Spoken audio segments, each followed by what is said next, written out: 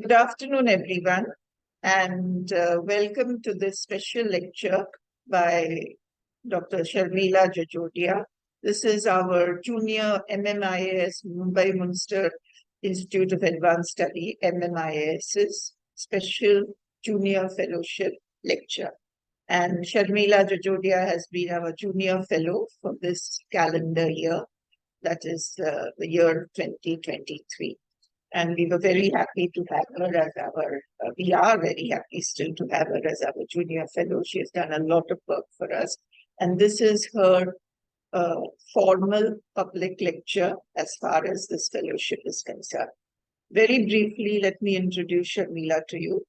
Dr. Sharmila Jajodia is Associate Professor in English in the Ram Niranjan Jhunjhunwala College, which is an autonomous college in Ghatkopar, Mumbai, affiliated to the University of Mumbai, India. She is a bilingual author, critic, and poet, and has contributed to several magazines, newspapers, to the All India radio programs, books, and reputed journals. And she has also co-authored 2 books on communication skills and business communication for FIBA students and FIBCom students, and they have been published by the Himalaya Publishing House. Sharmila has completed 5 minor research projects and has presented and published papers, presented papers at various international and national conferences, and presented papers and published papers as well. So I give you Dr. Sharmila Jajodia. She's going to talk to you today on socio-economic and politico-cultural aspects of diaspora in 3 representative books: Erotic Stories, You People, and Gold Diggers. Thank you, Sharmila. Please go ahead.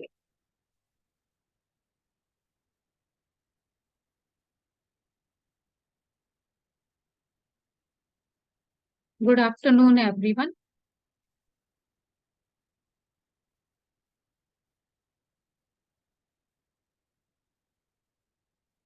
The title of my paper is Presentation is Socio-Economic and Politico-Cultural Aspects of Diaspora in Erotic Stories for Punjabi Widows, You People and Gold Diggers.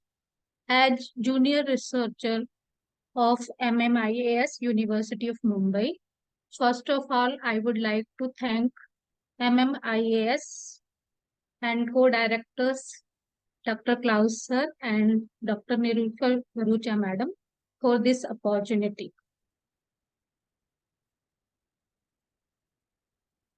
Balli Kaur Jaswal's Erotic Stories for Punjabi Widows was inspired by Jaswal's stay in South Hall. You People by Nikita Lalwani is about loss of identity due to illegal migration, and Sanjana Sethian's debut novel Gold Diggers is about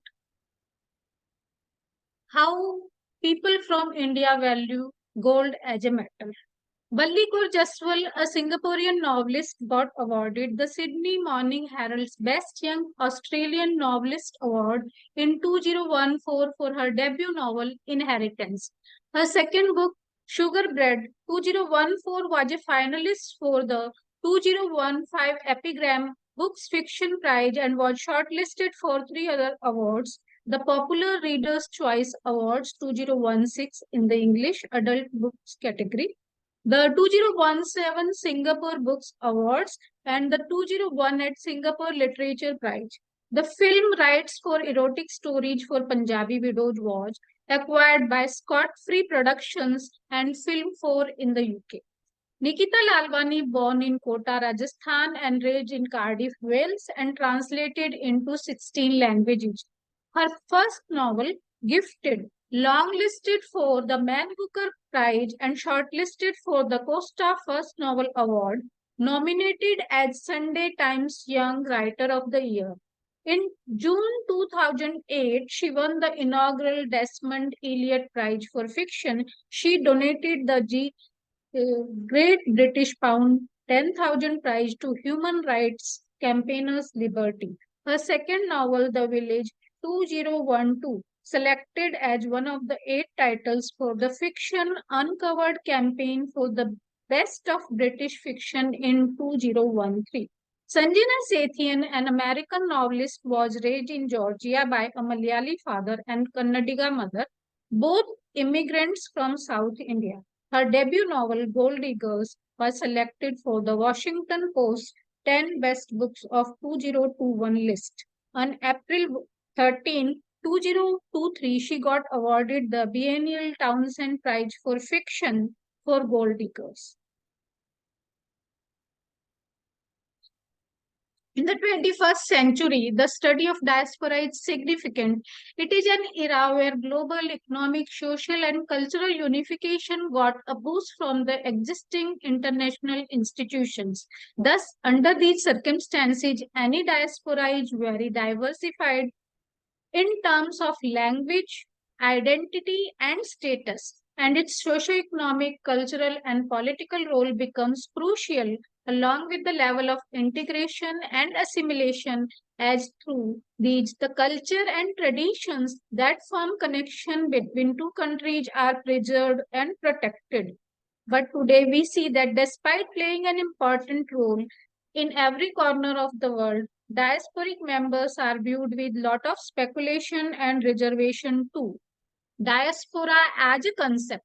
Diaspora denotes scattering of people with a common origin, background, and beliefs, with the enhanced interdependence between states, transnational relationships and contacts have become significant.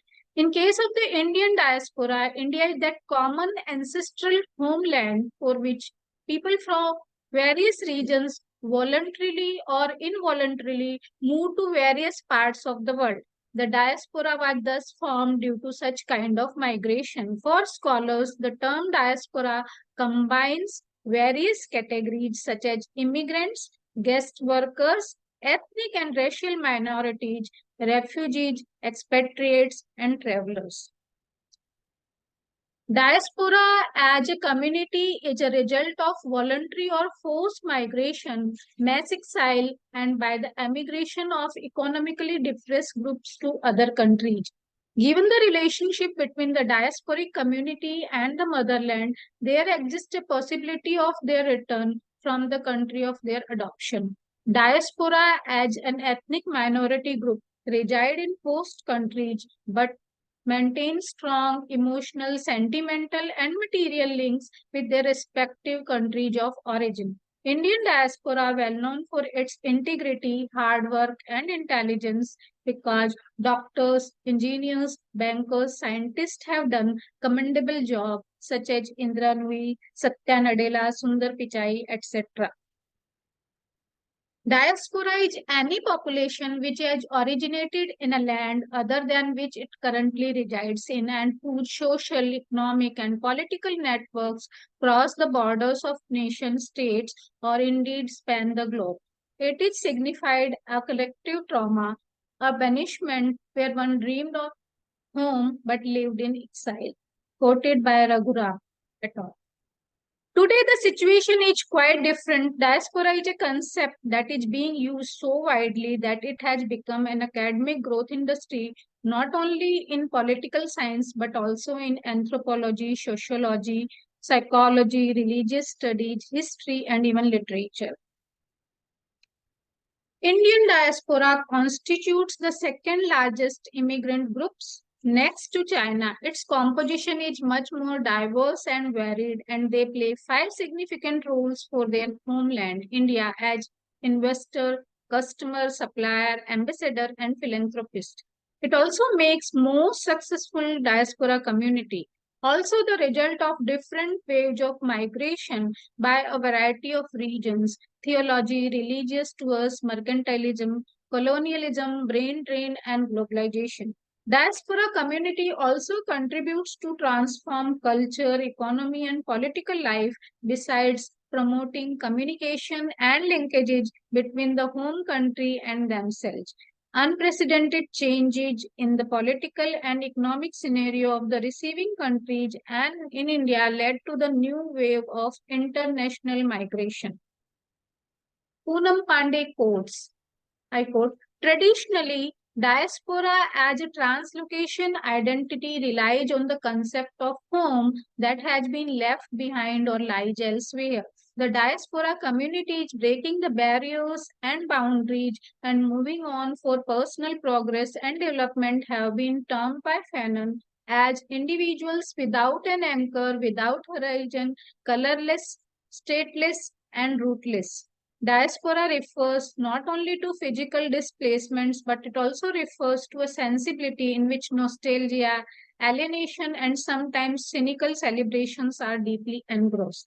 The physical and mental anomalism of diasporic life is what Homi K. Baba described as the condition of being unhomed, a desire to reclaim the past. Diasporic Indian writing in English encompasses every continent and part of the world. Writers like Salman Rushdie, Anita Desai, V.S. Naipaul, Nissim Ajikil, Amitav Ghosh, Jhumpa Lahiri, and others significantly differ from one another in their thematic preoccupation and literary styles. Their diasporic discourses, their images of disjuncture and rupture, their efforts are to seek rehabilitation by making symbolic returns to their homelands, bind all these writings into a unity.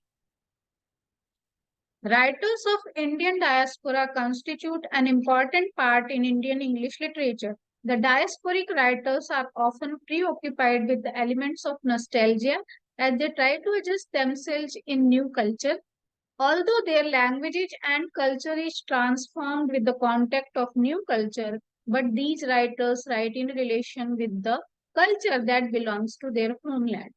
Diasporic literature helps us to understand the multicultural relationships, and in this way, this literature breaks the boundaries among countries and cultures, as quoted by Sharmara in preface to the book. Indian diaspora is recognized as one of the most influential diaspora communities politically and economically. It has become important for India too, as an Indian diaspora is both an Indian and a non-Indian. His or her take on India is both our take and others' take, as is his or her take on the host land, and both are important to us. Thus, cultural representation of diaspora helps to understand how an Indian perceives other and how others perceive Indians and where these two perceptions intersect. Diasporas exist because of their trans-political linkages with the homeland. The homeland benefits by recognizing its diaspora, especially in an era of increased globalization. As long as the homeland recognizes, patronizes, and praises its diasporans, the diaspora not only remains connected with the homeland socially and culturally, but also becomes an economic and political asset. Additionally, many diasporas have now become so powerful that they influence the economy and polity of the host society and homeland simultaneously. Their relationship with the dominant element of society in the host land is complicated and often uneasy. They believe that they are not and perhaps cannot be fully accepted by their host society and therefore feel partly alienated and insulated from it. They wish to survive as a distinct community, in most instances as a minority, by maintaining and transmitting a cultural or religious heritage derived from their ancestral home and the symbols based on it. In doing so, they adapt to hostland conditions and experiences to become themselves centers of cultural creation and eloquence. Their economic, religious, cultural, and political relationships with the homeland are reflected in a significant way in their communal institutions. Another field in which globalization had a significant effect is the strengthening of international relations between diaspora and homeland as a result of the success of Indians in the politics of the host society. In the light of above observation, I would like to analyze how Jaswal's erotic stories for Punjabi widows and Nikita Lalwani's You People and Sanjana Sethian's Gold Diggers presents that diaspora plays a very important role as far as cultural, socio-economics, and political situations are concerned. Ballikor Jaswal's erotic stories for Punjabi widows 2017 is about Sikh women who migrated from India to London.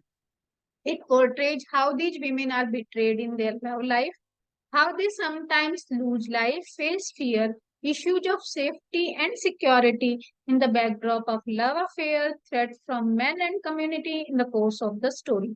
The chief character, Nikki, a law school dropout and a bartender with an inclination for social reforms, applies for a teaching position for a creative writing class for Punjabi widows.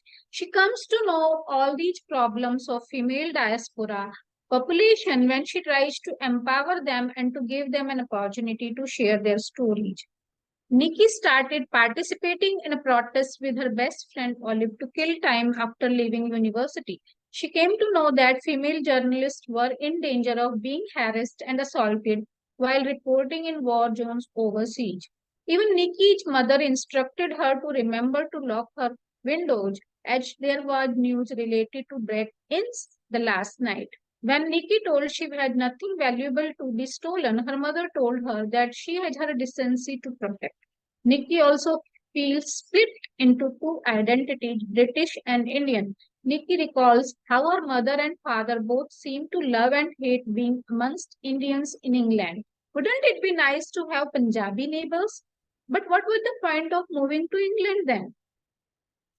Kulvinder Kaur had even purchased a bar of Yardley English lavender soap 2 decades ago in a first and last attempt to be British, even after her cupboard full of household essential items, because her family's regular bar of neem soap has turned to a small piece due to daily use.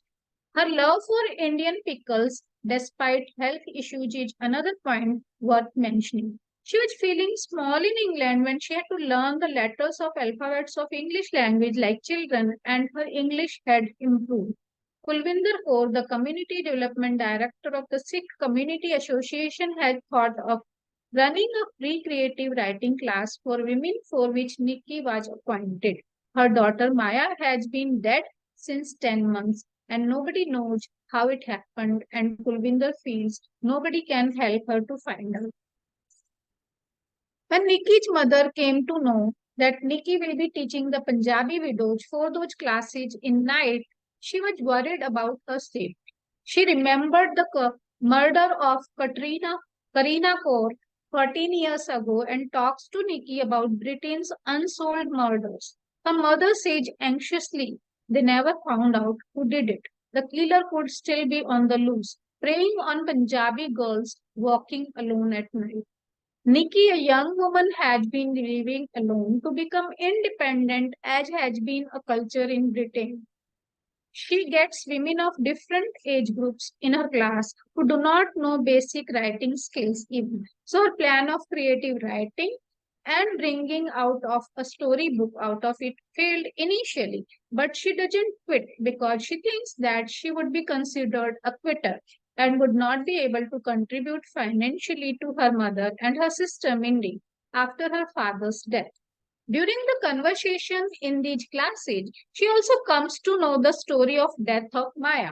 On Kulvinder's insistence, Maya was married to Jagdev, who was the son of a family friend to Tarampal. Tarampal was also Kulvinder's close friend and had seen Maya growing up. Maya wanted to marry an English boy, but then her mother told her to leave her family forever. Tarampal tells Nikki that Maya and Jagdev used to fight a lot too. Maya was an unstable girl who wanted too much privacy and doesn't want to stay at Tarampal's house on rent after marriage, while Jagdev wanted to stay there due to a reasonable rent. He suspected that Maya was having an affair with a man who used to drop her off home from office every day. So Jagdev wanted to divorce her. Maya went into hysterics as she was finding it difficult to face her parents or community after that. She doused herself with petrol, lit the match, and immolated herself. Sheena suspects that Maya was too westernized to commit suicide and someone killed her. She tells Nikki that police Investigation was closed due to false testimonies by Jagdev's friends' wives that Maya had been thinking of suicide for a while. Maya's friends didn't come forward due to fear. Even Nikki and the Punjabi widows attending the class are fearful, as some men come inquiring about their classes and the stories they are trying to write. So Kulvinder Kaur suspends the classes and Nikki is fired. Kulvinder has become paranoid due to the death of her daughter Maya. She was not only avoiding socializing but also police who inquires her well-being. She takes long routes to avoid police stations on the way. When she reaches home, she gets a threat call and she is seen talking to police and she remembers it whenever she is alone. Nikki also comes to know from Sheena how Gulshan Kaur died in a hit and run accident, who wanted to save her cousin Karina from her father's atrocities, who used to beat her. He wanted Karina to leave her schooling and marry an older man in India. Karina ran away with her boyfriend, but her father's bounty hunter, a taxi driver, found her out in Durham. Karina's father reported to police about her missing, and a few days after, her body was found in a wooded area in Herbert Park. That was a frightening time for the community. Everybody shut their daughters away at home, convinced that a killer was on the loose. Karina was fearful that her own father would murder her to save his reputation. Before Gulshan could contact police to tell about Karina's diary, she met with an accident. Nikki feels that Maya was an innocent girl and she had been killed and the culprit can be caught. But Kulvinder tells her not to show unnecessary interest in Maya's death mystery. Still, Nikki says she can play a vital role in solving this case. Kulvinder finds her office has been vandalized and many registration forms, including Nikki's CV, were missing from her office. She fears for Nikki's safety. She reaches to Nikki's flat with the Punjabi widows and finds that Nikki was attacked by Jagdev in Tarampal's presence. Nikki comes to know that it was Jagdev who killed Maya, as Tarampal and Jagdev were having affairs and Maya came to know about it. And she was going to tell it to her parents, so Jagdev burnt her. He has written the suicide note, which Kulvinder could not get, as she was not allowed to enter Tarampal's house after Maya's death. Nikki was lying in smoke and struggling for her life, and is saved by Kulvinder and the two Punjabi widows, Sheena and Manpreet.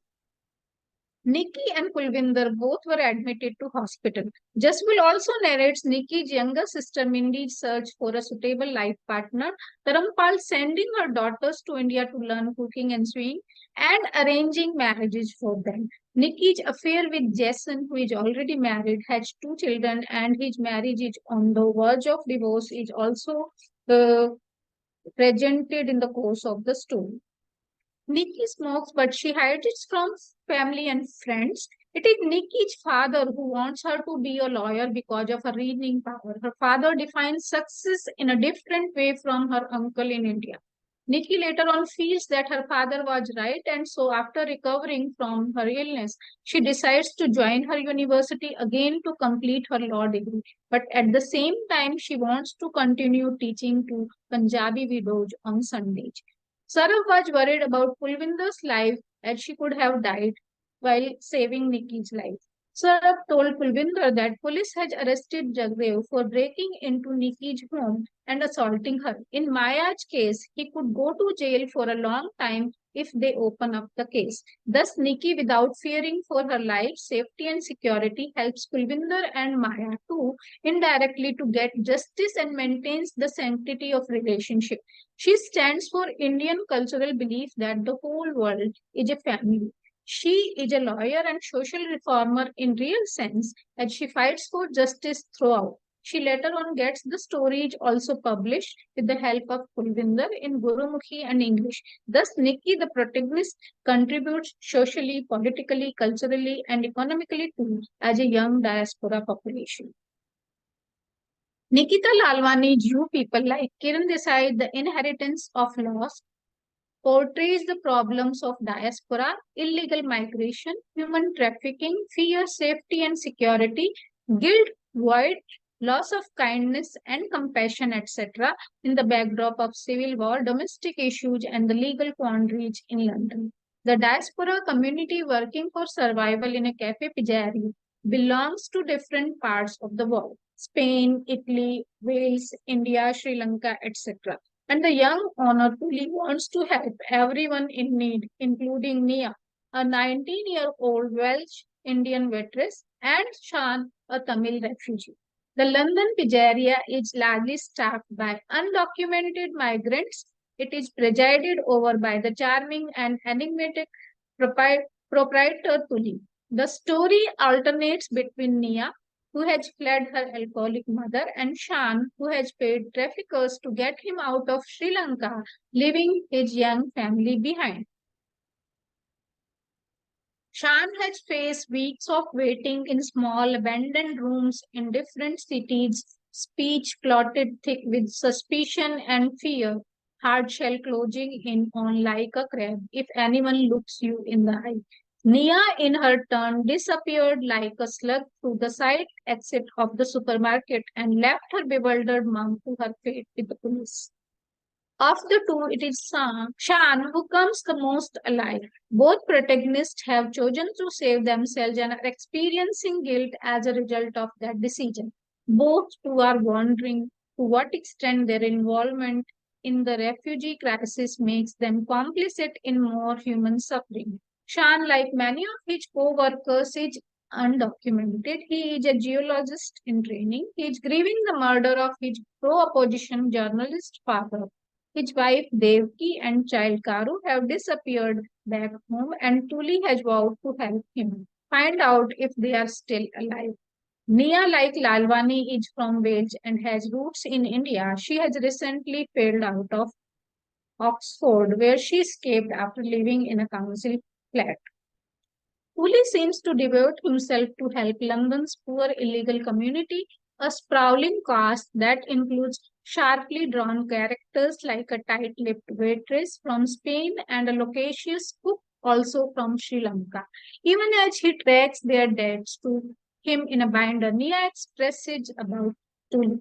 He is an altruist we need on each street corner. He can help you stand up after the fall. Shan and Nia pray Coolidge kindness and they wonder how he funds the needy. Shan and Nia are employed at Pizzeria Vesuvio. They both grapple with loss and forcing themselves to begin again. The restaurant and its owner, the enigmatic and generous Tuli, becomes the fulcrum of their new life. Shan, the newest among them, fled Sri Lanka after his journalist father was killed by the government forces.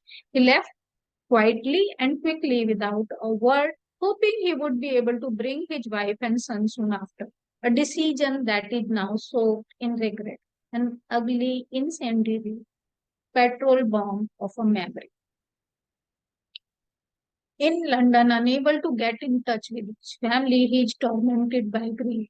Nia planned her escape from her family members to go to Oxford University only to get thrown out of college and end up at the pizzeria. Tuli, the mysterious owner of the restaurant, goes to great lengths, taking big personal risks to help people out. The pizzeria is open to all sorts of waifs and strays he is committed to protect. Awa, the waitress, is also helped by Tuli in all ways, and she befriends him forever, and she would not be able to repay him in any other way. Shan and Nia's lives, especially the sections told through flashes of memory, are full of emotions. Even the minor characters like Shan's wife Devki and Nia's mother, who barely make appearances, also move the readers. Nia feels guilty after failing college. No one wants to look in a mirror that is cracked with their own failure, but it felt like she had fractured a dream that belonged to all of them. The Tamils at the pizzeria know their stories are considered to be part of the smoke screen. This smoke screen is created by them to avoid detection. It is made not with lies but borrowed wisp of truth. Telling their own stories in their case files could result in their families being tracked down and persecuted back home. Shan practices entire afternoons perfecting his story made up of other people's stories. I quote, he has heard from enough people how important it is to remember things, the one who traveled with him and those who he has met in this country who couldn't make their stories patch up exactly the same way every time. And he knows that it is like the rest of them that pain has cut small holes through his thoughts so that the key facts are missing, boring, obvious, concrete facts that have disappeared through these gaps, making him seem suspicious and cagey to the observing eye.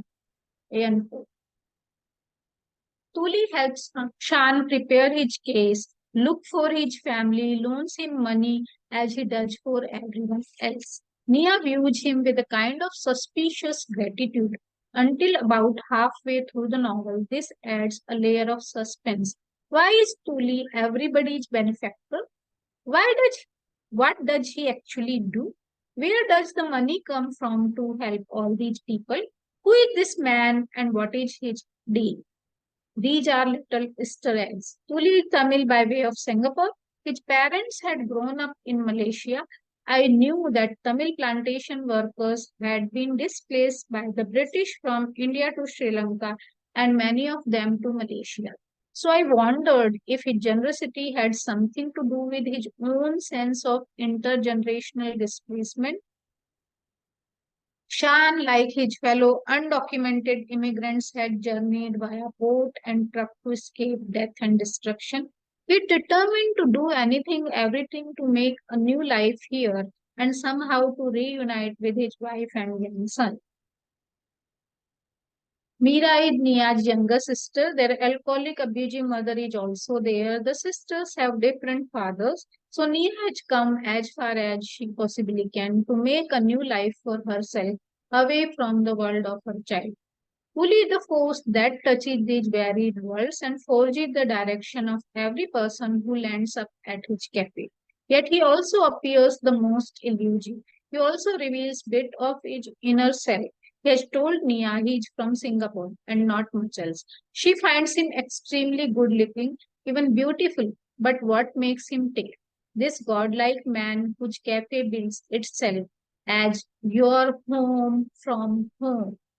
The UK border police are nearby, and Shan, like the other illegals, is in the danger of discovery.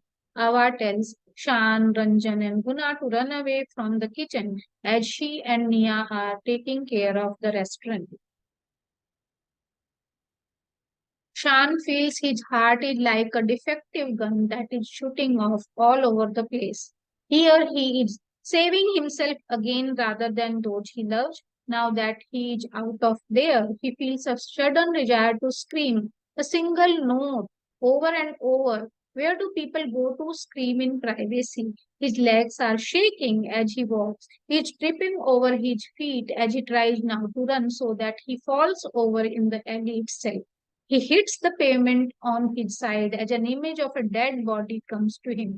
The same body, as always, wrapped in white, dark blood, blotching the fabric with the remnants of life. Rat-tat-tat. Go the bullets in his chest, faithless and worthless. Rat-tat-tat.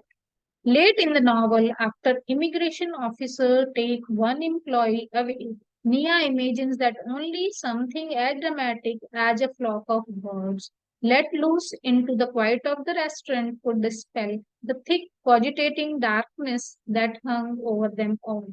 The characters question one another's narrative as well as their own. Shyam observes that his real true story is dismembered by anxiety. It is always a little different when he tells it.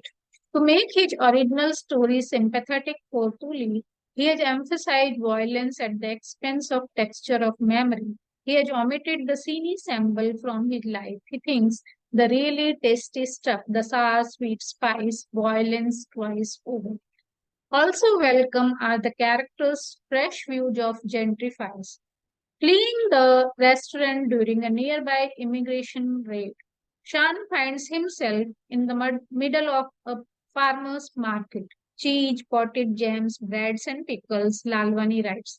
Customers are hovering over these goods as though they are precious stones. Of course, the gauges go both ways, and less subtle is the novel's depiction of Londoners xenophobia. Inside the restaurant, differences are softened as if by candlelight. They are kind-hearted revelers, wilted carnations, slabs of garlic bread, a teddy bear. Tuli makes dance for his staff. These details of Lalwani's created reality are more convincing than the overall descriptions of the characters' inner life. Nia's gluttonous slivers of tears are like the tracks from a snail. Shan's waiting has quickly become like a cling wrap over his daily life. Whatever it takes, Shan thinks when he finally gets news of his family, compared with the Pijaria, which tells us something new about the bonds that can form amid crisis and dislocation. Lalwani chronicles people, their lives, love and loss, flaws and faults. She had always looked deep into what makes us human and humane. Will Shan be free of his demons and will he see his family again? Does Tuli help him? For that matter, does Nia? Perhaps the most important message here is that the law will always state what is right and what is wrong. But sometimes to care and be compassionate is the right thing to do because hope, that most enduring thing, is also a fragile flower easily crushed. Lalwani raises a fundamental question about what it means to be kind in an unkind world.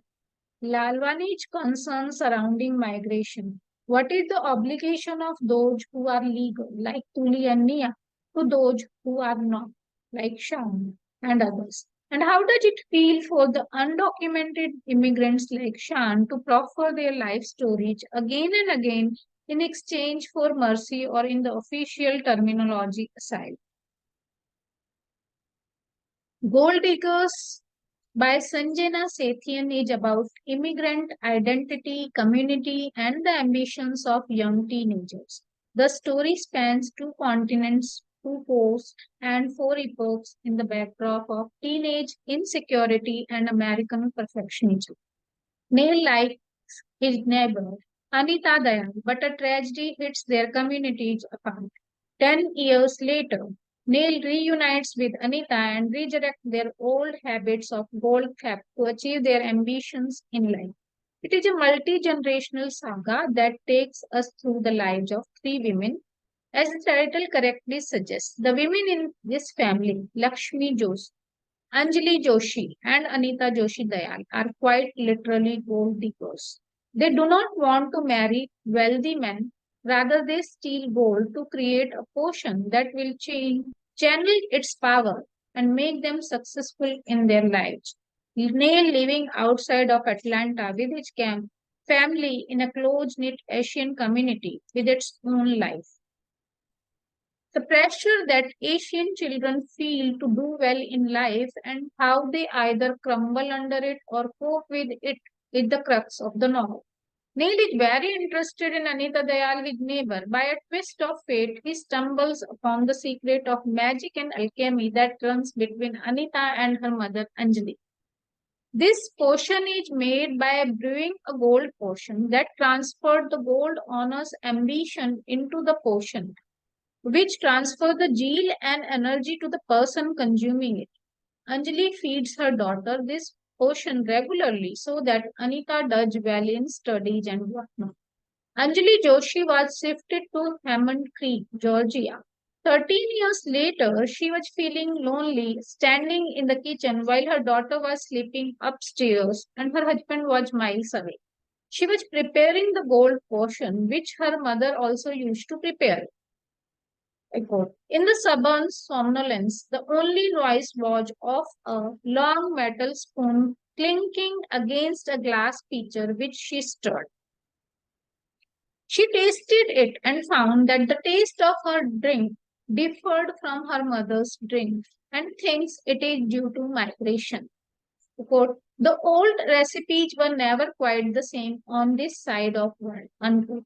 Neil Narayan and Anita Joshi were childhood friends. Neil was waiting anxiously for Anita during Prachi's picture party at mall and came back to Hammond Creek when Anita and her mother Anjali reached there. He felt, I quote, a wall of mostly Indian and Asian parents regarded me with a collective glare. Yes, I consisted largely of my parents' ambitions, but some part of me was also made of the ogling, boggling eyeballs of the rest of our community, I unquote.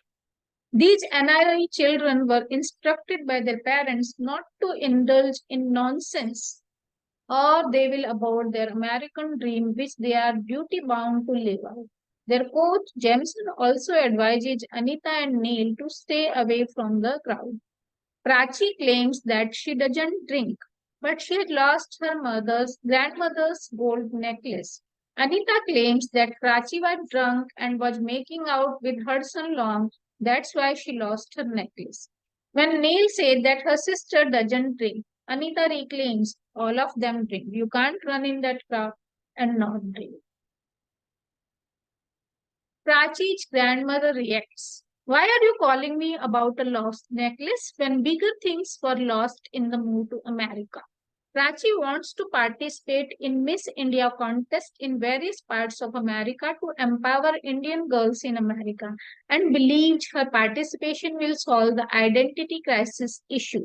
What does it mean to be both Indian and like American? While Neil had no obsession over this heritage, he feels that there are certain inconvenient truths that white kids are more attractive, more popular than the brown ones. He expresses that sometimes America baffled us teenagers as much as it did our parents. That every emphasis on achieving a certain future came from the anxiety of simply not knowing, none of us knowing what life here could be. Their mother wanted them to be away from corrupting influences of American society, drinking, drugs, and dating. She exhorts them. Americans learn how to break up with each other very easily, all of them with endless baggage. During the question answer session in Miss Teen India, Georgia contest, Prachi faltered when she was explaining why they didn't speak an Indian language at their homes.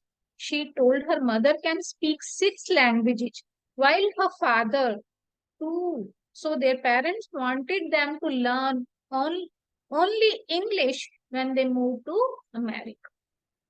Anita too had participated in the contest and she had worked for a charity project for battered South Asian women in Queens and thus convinced the judges about a place such as Indian America and compelled them to honor her patriotism. Anita, on winning the crown, folded her hands in Namaskar Mudra, also thanked the community and her mother, Anjali, to help her to understand the complications of Indian immigrant experience. Anita also won Miss Teen India Southeast and later on Miss Teen India USA, and she shared how a Bangladeshi woman beaten by her husband left homeless and turned to prostitution because there was nowhere for her to go, no home and no safe place in a foreign country. It was considered that Anita is winning these contests due to the brewed gold drink which she consumes daily. But Neil's mother also shares how Anjali shamelessly refused to share her daughter Anita's bottle, even when sick Prerna Malik's mother requests her that she will pour water in Prerna's mouth without lip touching like a proper Indian. Anjali Dayal was engaged in a small catering business besides preparing gold potion, and she taught these NRI kids how to prepare lemonade like American kids do. Neil had tasted the gold potion and he found it tangy and sweet, and was drinking it without wanting to end with a great sense of purpose. And Anita had to stop him from taking any more the special lemonade made from tons of gold half their best talk as it was very infuriating act. The reason behind preparing this brewed gold drink is that gold is considered a wise metal which contains people's dreams and plans. The properly brewed gold gives the drinker some sort of power to achieve dreams and plans, but that gold must be pure. So these women steal gold from Indians only because white people make and buy shoddy stuff of 10 and 14 carat, while Indians make and buy good stuff made of 22 carat and even generally buy it and even gift it on particularly auspicious days and thus increase its power more. Neil has been spending time at Anita's home and nobody at his own home questions him. He feels energetic with improved concentration after he consumes the gold drink every day. He also participates in a debate confidently after that. Neil also comes to know about first male unnamed Bombayan gold digger and his disappearance in American woods to save his life from whites through his uncle Ramesh. Through his English curriculum on immigrant experience and heritage creative writing project, he and his classmates come to know how their ancestors feel nostalgic for their original country, the mythical river lined with placer gold, and anyone who drinks the river water will become immortal. He also comes to know the stories of greedy leaders, Roman general Crassus, put to death by drinking molten gold, and King Midas, who transformed everything into gold after each touch and asked for a reprieve. He ran to a nearby river, plunged his hands into it, and the water lifted the curse. Neil also claimed that his aunt told him the story from Ramayana of golden deer tricking Sita and leading to her imprisonment in Lanka by Ravana as a caution against greed. Anjali and Neil also discussed this as a cultural fixation. Alchemy came to India by way of China and made it as far as Europe, and the persistent Indian obsession with it. Thus, the special gold laminate delivered was not just a boost for a single task, but an energy, a way of being that guided the drinker toward the desired future. Neil expresses his father's old aphorism. We are all sitting, still adjusting to this place. It turned out to be true. Clinically speaking, I have seen a therapist just after graduating UGA. Certain I suffered some cocktail of anxiety, major depression, and ADHD. I had left with no pills, just a cruelly ironic diagnosis of something called adjustment disorder. Neil hasn't tasted gold in last 10 years. His work as a student of history is quite opposite of that of a debater. As a debater, he had lived in the present and made argument about possible future, claiming wantonly that someone's well-intentioned proposition would collapse the economy or cause nuclear war. Neil wants to know from Anjali whether Anita is getting married like his sister Prachi. Then Anjali tells her that she is venturing into bridal expo as an event manager. Anjali was working on a project on old Hindu tradition with her friend. She expresses, some of us give our whole lives to other people, and without them, we have to start all over. Neil assured her of help in academic writing if needed. Neil knew that by walking away, he would be shutting some door that had never fully closed. Neil suffered the turmoil caused due to drinking. He writes to Anita his experiences, but she never replies. Quitting the debate would sabotage his college chances, so his parents reluctantly released him into the nonsense filled outside world. Neil's dissertation was on history, and his parents would have been happier if it had been on computer science, finance, or something more lucrative. Similarly, Anita was also doing event management work which her mother didn't approve of, perhaps. So there was a generation gap reflected in their conversation. Anjali and Pranesh were divorcing, and Anita would be mostly herself. He googled Anita, but he found she not on social media like him. But he could see her blurry image playing tennis and another of a techie event.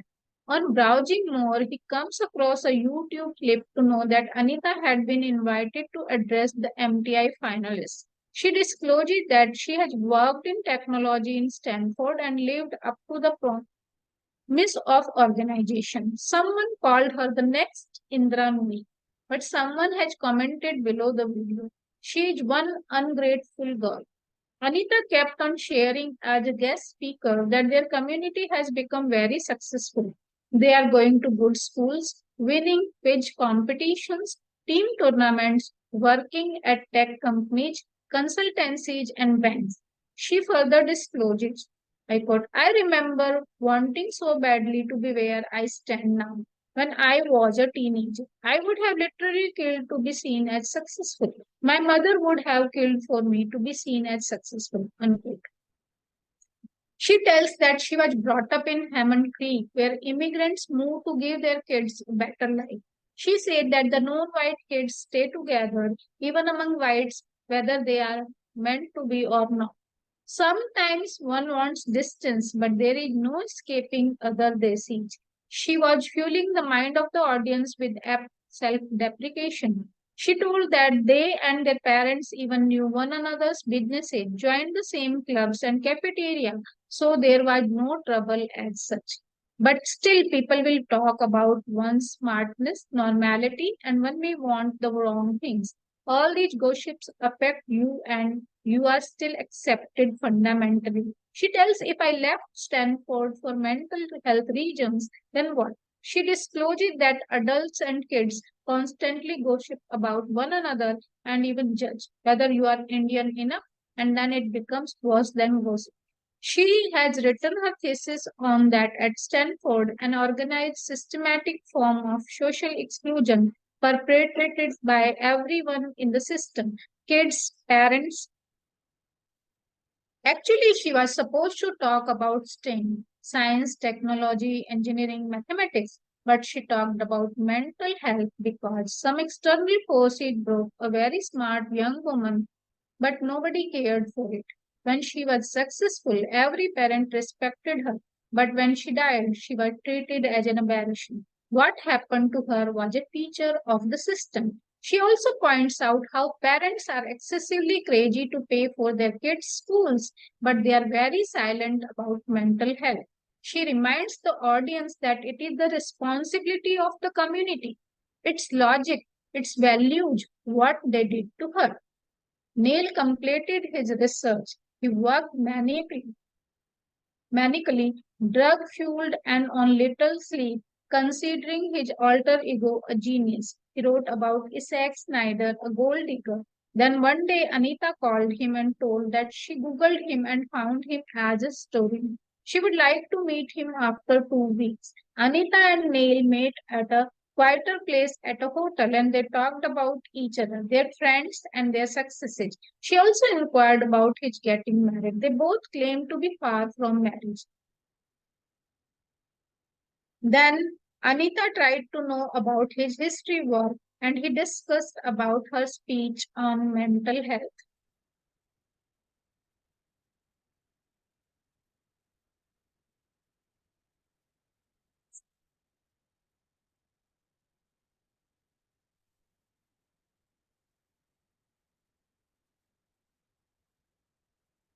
Anita confessed that she had been cold to Neil after that particular night when she saw him with another girl. He too referred to her association with Jimmy Bunsen. Anita revealed that she and Jimmy worked together and it is because of him she got hired and got to see a different picture of the world. Anita had joined computer programming to make herself more employable. She told two women gossiping about her mother's divorce. She even kissed Neil in front of other women during Prachi's marriage. It will give them an opportunity to talk about her sluttish behavior. Anjali Joshi had an affair with Liam. Then she left him after 2 years and she was right in her decision making. Then they meet again and Lial was not keeping well. She wants to help him. Mercury poisoning can't be done away with golden decoction and so Lial dies. Then Neil also starts helping the ladies with stealing jewelry to make the potion and drinking it. They are struck by a tragedy that breaks apart their community. After 10 years, they met each other, but Anita and Neil couldn't marry because Anita thinks differently about her life. Anita and Neil meet and they need to make the potion again so that Anjali can be helped. Anita, Anjali, and Lakshmi with Neil go to the river Saraswati, which is drying of gold. They return the gold to the river. Their name Visioned the unnamed Bombayan gold digger standing and shaking upon. This novel is about second generation of Indian immigrants in America, the pressure they have on their shoulder to do something to prove themselves, though in America, but their parents still don't want their kids to be typical American kids. Thus, in this novel too, the diaspora population is contributing culturally, socially, politically, and economically. The lives of the NRIs in the US are quite realistically and delightfully depicted. It is a convincing medley which asks and answers the question, what does it mean to be both Indian and American? Sathian writes about lives of South Asian immigrants, particularly Indians, and their struggle to blend in and hold on to their cultural ethos in their new American life. She successfully combines conventional authoritative parenting high on ambition, the customary expectations and its consequences, social exclusion and mental health in her novel with a storyline surrounding two Indian families and the lives of the second generation struggling to be both Indian and American. The author maintains a steady pace with history, culture, ambition, and partial sense of belonging, taking turns to dominate the evocative and emotional prose. Neil Narayan and Anita Dayal take turns to portray the pressures of making it big with depression, drugs, counseling, and also alchemy with gold being an essential element of luck towards sprouting ambition and success. To conclude, Jaswal's erotic stories for Punjabi widows, Lalwani's You People, and Sathian's Gold Diggers portray how the chief characters in these novels suffer from nostalgia, identity crisis, sense of alienation in their attempts to preserve their culture and tradition and to contribute socially, economically, and politically as is evident from Nikki, Shania, Neil, Anita, Prachi, and Anjali's lives. These are the references. I haven't included all those. Thank you, everyone.